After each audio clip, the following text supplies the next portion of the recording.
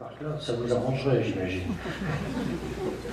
Bien, c'était du temps de Madame Bouvard. Bon, je vais essayer de faire bref. Vous savez que les écoles élémentaires ne sont pas de la compétence du Conseil général, mais nous avons choisi d'aider mes prédécesseurs, bien évidemment, parce qu'on pense que c'est important.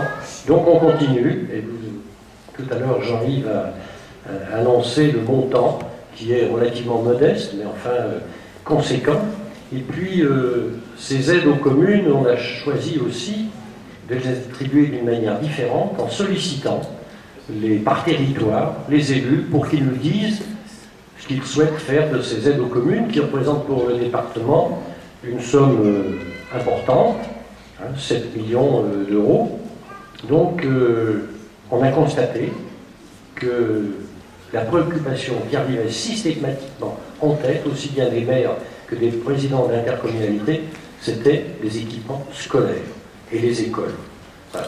Donc, ce n'est pas une surprise, parce que dans un département qui progresse de 7 à 8 000 habitants par an, depuis bientôt 10 ans, il est bien évident qu'il y a des enfants. Et on s'en réjouit, parce que c'est toujours un grand bonheur d'inaugurer une école, un collège, parce qu'en général, c'est beau.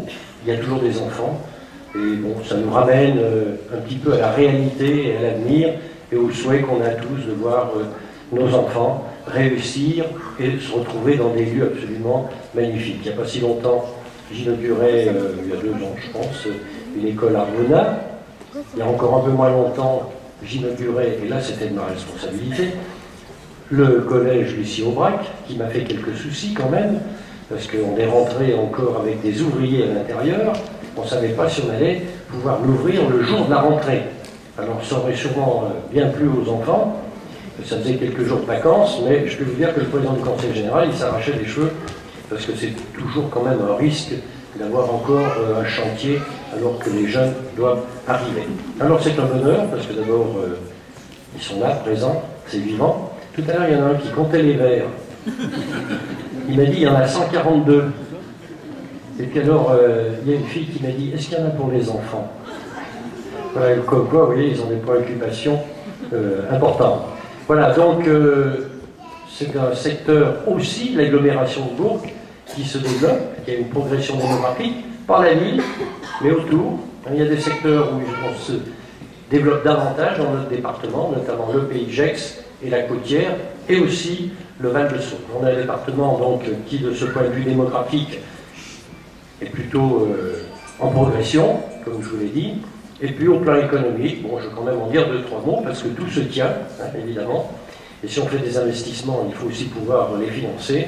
Eh bien, au plan économique, le chômage dans notre département est le plus bas de la région Rhône-Alpes. On tourne autour de 7%. C'est toujours trop, surtout pour ceux qui sont au chômage. Mais enfin, c'est une satisfaction qui prouve le dynamisme de notre département. Voilà, alors moi, il me reste à féliciter le maire, bien évidemment, et les conseillers municipaux et tous ceux, l'éducation nationale qui a participé avec Madame l'inspectrice, et qui ont participé donc tous à cette réalisation, parce que, bien sûr, il faut s'investir beaucoup, y passer beaucoup de temps. Et puis c'est l'occasion, cette inauguration, eh bien, de remercier ceux qui se dévouent pour les autres. Et les élus en font partie. Voilà. Et le maire le premier. Alors bravo pour ce que vous avez fait. Et puis j'aurai sûrement encore l'occasion d'inaugurer des choses à Césarien parce qu'il se passe beaucoup de choses. Bravo monsieur le maire. Merci monsieur le maire, cher Jean-Yves, monsieur le préfet, monsieur l'inspecteur, chers collègues parlementaires, sénateurs, président du conseil général Rachel Mazir, madame la directrice, et puis également mesdames les directrices précédentes, mesdames et messieurs les maires, les adjoints et conseillers municipaux, et puis je voudrais vous saluer chacune et chacun d'entre vous. Vous dire tout simplement que je m'associe aux félicitations pour cette réalisation. Je crois qu'on a pu voir qu'à l'intérieur, c'était des locaux effectivement très fonctionnels, qui ont beaucoup évolué, mais dans le bon sens du terme. Et puis souligner aussi eh bien, le défi architectural, parce qu'on se rend compte qu'il y avait une articulation à faire entre les anciens bâtiments avec les nouveaux. Et j'imagine qu'au niveau du maître d'œuvre et ensuite des entreprises, là, ça a dû demander une articulation particulière, en tout cas qui a été très réussie dans ce centre du village de Césaria. Puis je voudrais dire aussi tout le plaisir d'être à une inauguration d'école. Effectivement, comme le disait Rachel Mazur, nous en faisons régulièrement, puisque nous sommes un département qui est en progression démographique. C'est aussi l'occasion de souligner l'importance de l'école pour chacun d'entre nous, pour chaque enfant. Effectivement, à chaque fois qu'on inaugure une école, moi je reviens les souvenirs de mon école primaire. Je crois que c'est un peu pour chacun d'entre nous pareil. On sait que c'est effectivement fondateur, c'est là où sont les fondations, les fondements de notre parcours, c'est dans cette école primaire, et je crois que c'est important de donner un cadre pour chaque enfant. C'est aussi important pour une commune. Comme le rappelait Jean-Yves, effectivement, il y a eu beaucoup de mouvements institutionnels dans notre pays, de décentralisation, etc. Mais l'école est restée attachée à l'échelon communal, parce qu'effectivement, c'est dans l'école que se situe un lieu de rencontre entre les enseignants et puis les parents d'élèves, mais également rencontre entre les nouvelles populations qui viennent, et c'est sans aucun doute un facteur d'intégration important dans une commune nouvelle qu'on vient d'habiter, et bien de pouvoir rencontrer d'autres parents d'élèves. Et c'est important d'avoir ce lieu d'animation, de rencontre au niveau d'une commune. Et il suffit de voir quand effectivement il y a des menaces sur la fermeture d'une classe, voire même sur les fermetures d'écoles. Heureusement, ce n'est pas le cas dans notre département, mais dans d'autres départements, ça peut être le cas. Eh bien, il y a effectivement cet attachement très fort qui vient d'être encore exprimé tout à l'heure par les parents d'élèves. Et puis l'école, c'est aussi important pour notre pays. Parce qu'effectivement, cette école, et surtout l'école primaire, c'est là où se fonde notre société, notre conscience de citoyen. Et c'est important que l'école, qui est un des piliers de notre République, fasse l'objet de toutes nos attentions. Et je crois que c'est aujourd'hui de manière unanime que nous le disons. Alors encore bravo à toute l'équipe de Césaria, aussi bien en tant qu'élu que l'équipe de la communauté éducative. Et puis merci à tous. Merci Monsieur le maire pour avoir rendu hommage à la qualité du travail fait par Madame Frayor-Mietto et pour la confiance que vous accordez aussi à l'éducation nationale et au dialogue qui se poursuit. Je voudrais juste souligner la qualité du projet pédagogique de cette école, de l'école maternelle de Césaria, à travers simplement 2 volets du projet d'école, qui actuellement est conduit à la maternelle. Alors, nous l'avons vu lors de la visite, à travers un petit mur en briques qui était en cours de fabrication avec des briques en carton, d'ailleurs dont la pose est une pose à la française, parce que les briques étaient parfaitement croisées. Ça me rappelle, monsieur le député, une initiation à la pose de briques à l'américaine, quelque part, dans le département pour laquelle on est moins habitué et qui ne donne peut-être pas un résultat esthétique aussi beau que la pose croisée.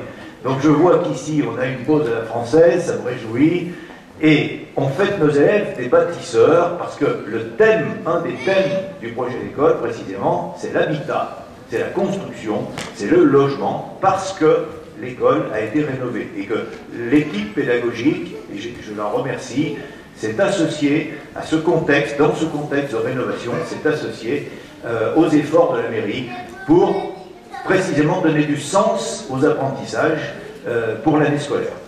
Alors, je sais que des visites ont été programmées, la maison du facteur Cheval, des maquettes ont été réalisées par les enfants, en lien même d'ailleurs avec l'artisan chocolatier de Césaria, où des maisons en biscuits ont été réalisées, ce qui prouve d'ailleurs la parfaite insertion de l'école dans la vie de la commune, dans l'environnement, car l'école n'est plus seule, elle n'est plus isolée, elle ne sait plus faire toute seule, et elle sait faire grâce au partenariat que tout le monde consolide jour après jour. Et le deuxième volet de l'école, c'est un volet très important. Du projet d'école, pardon, c'est un projet très important parce qu'il exprime la générosité, l'éducation à la solidarité. Et dans le cadre de la course du cœur et du don d'organes, les élèves, les petits qu'on voit là, ont été en lien avec le foyer des personnes âgées. Elles s'expriment aujourd'hui par la présence des représentants du conseil municipal des enfants, représentante majoritaire, ce qui est quand même symbolique au lendemain de la journée de la femme, et je crois qu'on a tout intérêt à commencer à construire la responsabilité dans cette société avec les demoiselles. Mais je vous remercie d'être là, et j'aurais dû commencer mon discours en disant, après l'apostrophe, chers élèves, et chères conseillères municipales et chers conseillers municipaux. Alors merci pour votre présence Et merci, Madame Bouvard, de votre présence qui me touche, ainsi que celle de vos collègues qui vous ont succédé, car en matière de symboles et de liens entre les générations, c'est magnifique. Et je m'en réjouis ce soir, c'est sans doute pour moi le plus fort symbole. Merci à vous, merci de votre attention.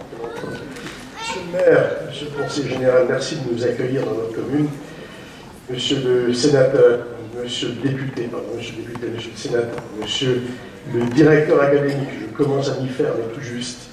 Madame l'inscription, école maternelle, mesdames et messieurs les élus, mesdames et messieurs les habitants de Césaria. Je suis ravi d'être avec vous ce soir parce que c'est une bonne conclusion de ma semaine de travail qui a été très largement consacrée à des questions scolaires, à des questions d'ouverture et de fermeture, et venir terminer ma semaine sur une inauguration de maternelle, qui plus est dans des locaux parfaitement adaptés et parfaitement adaptés aux missions et aux missions de l'école maternelle me convient bien. Un mot pour vous dire que la semaine n'a pas été facile, parce qu'effectivement, faire une carte scolaire, et je voudrais remercier l'inspecteur académique pour le travail fait par ses équipes, faire une carte scolaire, c'est de mettre devant chaque classe un enseignant, c'est de pouvoir calibrer les classes de telle façon qu'elles puissent fonctionner, et surtout de répartir de façon équitable les moyens dont dispose l'éducation nationale. Le département de l'Ain, croissance démographique, bien sûr, mais le département de l'Ain, c'est aussi qu'il dispose de plus de 3800 postes d'enseignants dans le maternel, ce qui représente effectivement un niveau d'encadrement tout à fait considérable. Alors reste effectivement quelques questions en suspens. Sur 3800 écoles, sur 3800 classes qui fonctionnent dans ce département, on a eu un débat sur une vingtaine, trentaine de classes. Quelques-unes restent encore en suspens, et je crois qu'il est important pour nous de se garder des moyens et surtout de pouvoir les ajuster le jour de la rentrée. Parce que c'est le jour de la rentrée qu'il faut avoir devant chaque élève un enseignant. Et c'est pour ça que j'en appelle d'ailleurs aux élus, aux maires, en disant attention, vouloir biaiser avec les chiffres, jouer le décalage en disant demain on aura les 5-6 élèves de plus, c'est toujours un exercice relativement dangereux. Pourquoi? Parce qu'à force, nous regardons les statistiques d'année en année, nous savons après les secteurs sur lesquels nous tombons juste d'année en année, et surtout avec la base élève, et c'est les secteurs sur lesquels les choses sont toujours un peu plus optimistes que la réalité. Ce n'est pas le cas de Césaria. Ce n'est pas le cas de Césaria. Il faut dire que votre maire, de ce point de vue-là, a une loyauté absolue, et comme il a une loyauté absolue, nous également, nous sommes engagés à refaire le point au bon moment pour être sûr de pouvoir allouer les moyens nécessaires à l'école. Ceci dit, quand je vois que vous avez plus de 434 jeunes de 3 vous avez largement, j'allais dire, l'espace qui permet de garantir le maintien non seulement d'une école, mais d'une école de qualité avec un nombre de classes suffisantes, aussi bien en maternelle qu'en primaire. Qu'ensuite on ajuste à un plus ou à un moins d'une année sur l'autre, ça fait partie de ces exercices un peu difficiles. L'exercice est beaucoup plus délicat dans les communes où il y a une classe, où là, effectivement, les choses sont beaucoup plus douloureuses. Donc ce que je voudrais simplement dire ce soir, c'est que je crois que nous avons fait un exercice de qualité, un exercice équitable. Nous n'avons bien sûr pas réussi à convaincre les organisations syndicales représentatives des enseignants, mais tout le monde a reconnu la qualité du dialogue, la qualité des échanges, et le vœu que moi je formule, c'est que bien sûr, évidemment, toutes les classes du département soient pourvues, qu'on puisse mettre un enseignant devant chaque classe et que les conditions pédagogiques soient les meilleures possibles. En tout cas, ici, à Césaria, vous avez donné les moyens à l'école publique de travailler en bonnes conditions, et je vous en remercie. Un dernier mot également pour vous dire tout simplement que mon attention vis-à-vis de l'éducation, vis-à-vis de l'école est une attention permanente et que nous sommes à l'écoute des difficultés, nous essayons de gérer au mieux, et je crois que si je regarde l'année précédente, qui était annoncée comme très difficile par les organisations syndicales représentatives des enseignants, mais cette année s'est passée de façon fort convenable. Et je fais le pari que 2012-2013 se passera également de façon convenable. En tout cas, c'est le vœu que je formule. Et je voudrais encore une fois remercier toute l'équipe pédagogique, la directrice de l'école, les enseignants, les ATSEM, pour le magnifique travail qu'elles font. Et il suffit de se promener dans les classes, dans les couloirs, pour voir qu'il y a de l'activité, pour voir que les enfants y sont heureux. Et c'est tout le sens de l'école publique. Merci.